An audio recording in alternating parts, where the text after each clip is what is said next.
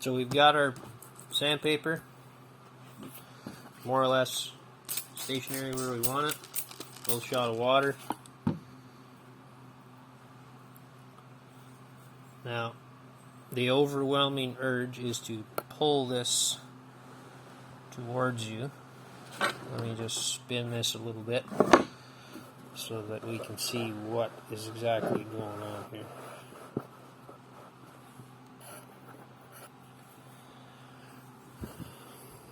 So, we'll look at it from the side. This is what we're looking at. You'll be able to feel, and if you get enough water on there, see how that water squeezes out? Let me put a little more on there.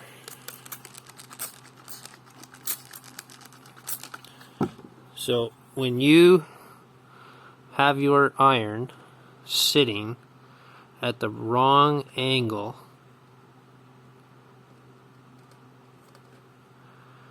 you will round it over. So if you keep that, watch this space in here.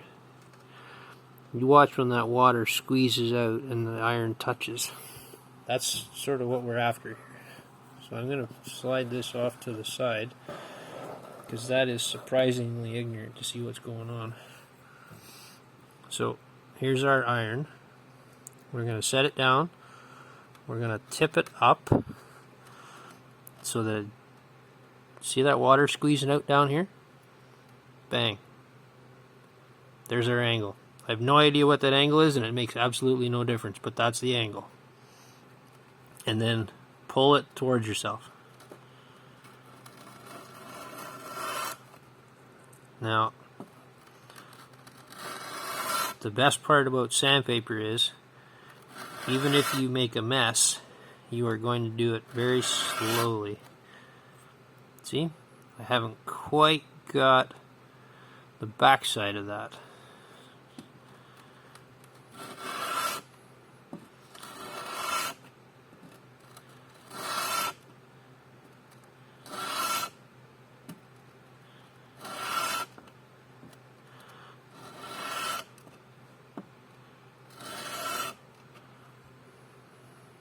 That's pretty good.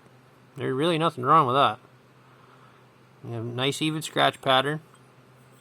Now up, let me grab something to point with here. Up here, there's still a marker. But the cutting edge is down here. So it really doesn't matter what's going on up here. This is your cutting edge down here. So you could flatten that for another 10 minutes if you want to get rid of that Sharpie, but it's not going to make your plane cut any better at all. And that's just 180 grit. So that would be comparable to what I would call an extra course on a diamond stone. It would be about 220 grit, I think, is what the diamond stone is. That's really aggressive.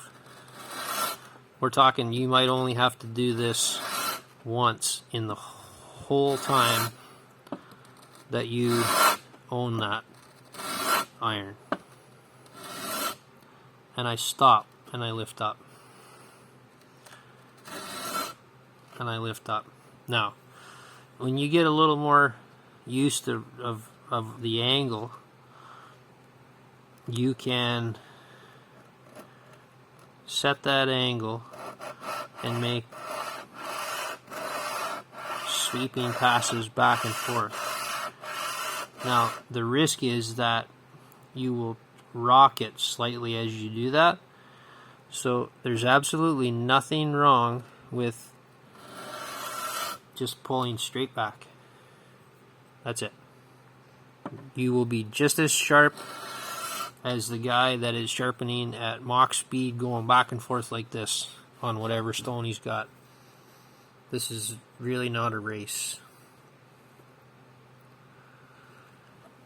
And to do the back portion again,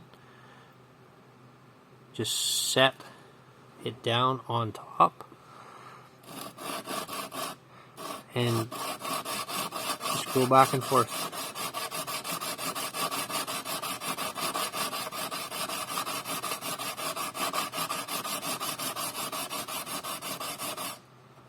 That's it.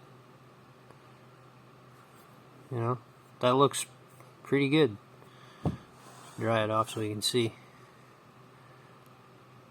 You know, we get a lot of glare with that shop light. See if we can get it to focus. So that would be the 180 grit. From there, I would go to a 400 grit, and you're pretty well done. You can use it just like that. There's really nothing else that you need. That's how I started out. That's all I did. That's all I've ever done until I bought a couple stones. This is all you need. Piece of glass, piece of sandpaper, maybe a Sharpie. That's it.